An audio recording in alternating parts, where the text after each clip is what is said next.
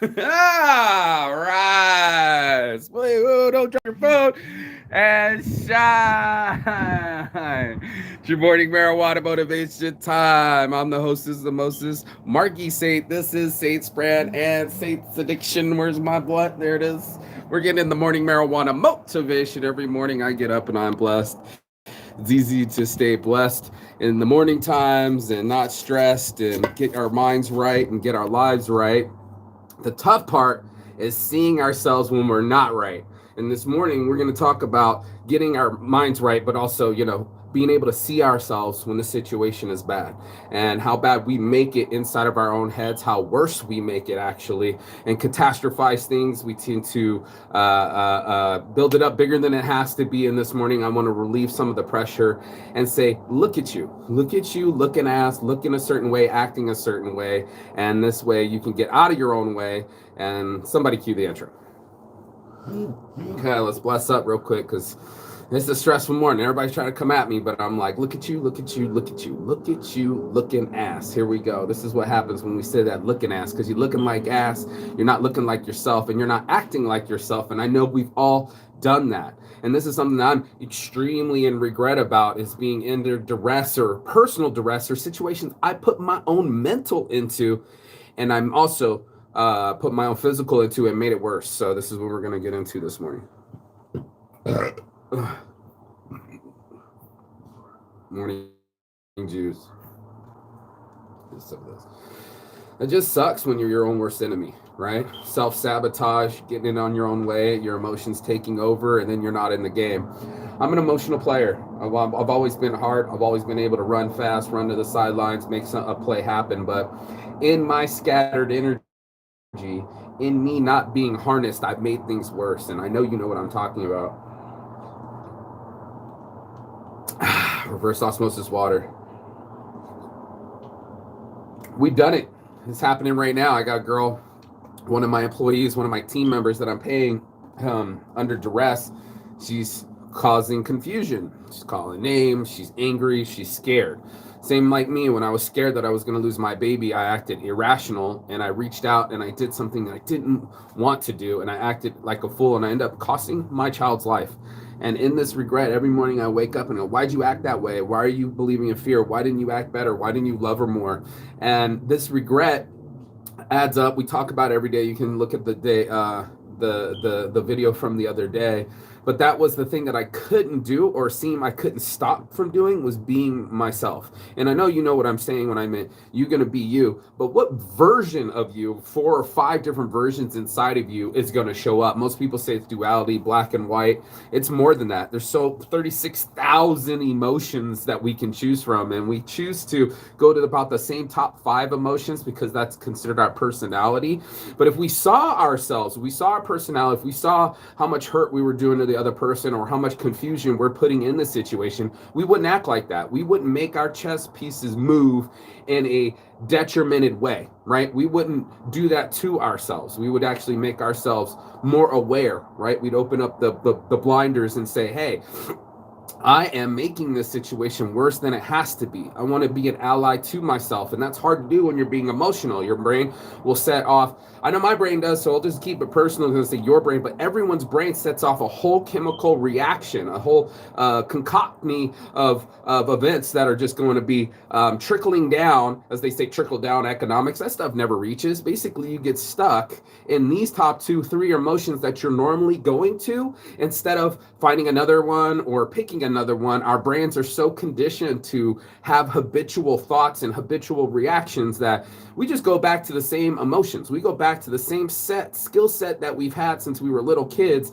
instead of giving ourselves new skill sets. And then we don't see ourselves through the forest, through the trees. We don't see ourselves getting all upset. We're only upset. We're inside of ourselves and we're holding on to whatever emotion, upset, pissed off, angry, mad, whatever that emotion is. That's what we're doing to ourselves. So the conversation goes off. You got chemical warfare going on inside your brain, and now you're under war. You're under a mental war. All of us have a mental war that's going on inside of ourselves. That's every day. We got to get our minds right, get our souls right, and make it right within ourselves, so that way we could be right to other people. And I don't mean right as in justified being right, but I meant right as in not being wrong, not being out of kilter, not being out of suit. And that's what happens to us, is we'll put ourselves in those positions where maybe a stress in the earlier part of the day or something else that you're going through calculates inside your mind, and now you're reacting in a way that you won't. So it's the same as being stressed, right? That's what we all are trying to alleviate stress. We got CBDs if you want some at Smoke and Review. We got weed. I should bless up right now and get rid of some of this stress. But that's what's going to happen to make our reaction speed different, right? And these things start adjusting the way we speak to people, the candor, the words of choice. If you're frustrated, I know your words aren't going to be choice. I know they're not going to be poignant or purposeful. They're probably going to be angry, short, and rude. And that's another choice of ours. If we feel entitled, I know that now it's ass chewing time and everybody gets a slice, right? And it's like, no, not everybody deserves their helmet to be hit. Not everybody deserves to jump into your emotional bandwagon. If you are even more confused, it's times to be sitting even more still and get it right with you, so the message doesn't come out awkwardly. It was the same as being alcohol. The guy would say that before you can drink. He told us that in the DUI class, you can drink, but you know that you're going to go get drunk. So you need to make the decision while you're being sober, while you're being patient and understanding. You'll be able to do something inside of yourself that helps your future self. So once you're already inebriated, once you're already under alcohol or under the anger or under the ether, as they used to say, then you're already lost, right? You're not going to be rational. You're not going to be able to get yourself back. My whole purpose was getting to the point before this kind of thing happens, is getting to yourself. And so look at you, look at you, look at you, look at you. Look at the way you're acting. Look at the way you're breathing. Look at the way you're speaking. If you could pause, hold tight, and look at yourself from an outside perspective, you might be able to get yourself right faster. You might be able to just, I know for a fact you'll be able to. It's not might, it's a for sure, but it's something that's really hard to do. I mean, again, these emotions are habitual. Well, we've been tracking this stuff for a long time, going,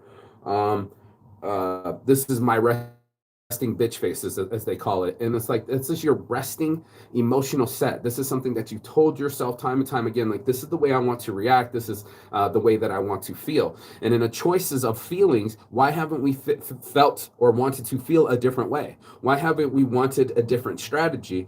And how come it's so hard for us to see ourselves? Well, the purpose is that we're behind our eyes, right?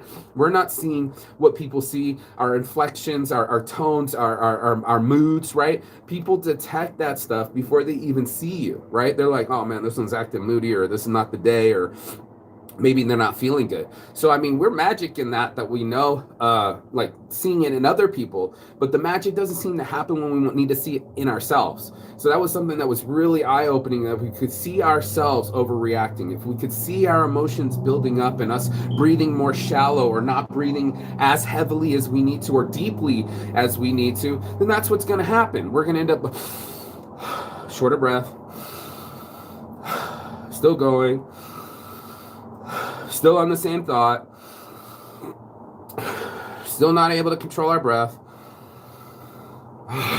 trying to find those oxygen and breathing techniques, trying to take control of our thoughts and what's happening, making this body work for us and not our minds, taking control of our thoughts. That's going to be a hard one to do, because I know, like, you know, all I want to do is talk and lose all the oxygen and say all the words that I'm just gassed out. I don't want you to gas yourself out. I want you to have plenty of energy and oxygen and thoughts to be able to combat this thing called life.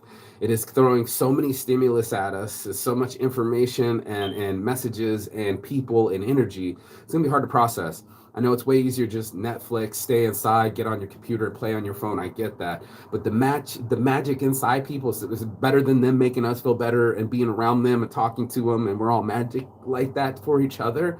It was the possibility that we actually have the ability to see outside of ourselves, that we can actually see ourselves, the way we react, the way that we are acting, and the way that we can be in the future. And now you got Saints Addiction. It's your boy Marky Saint.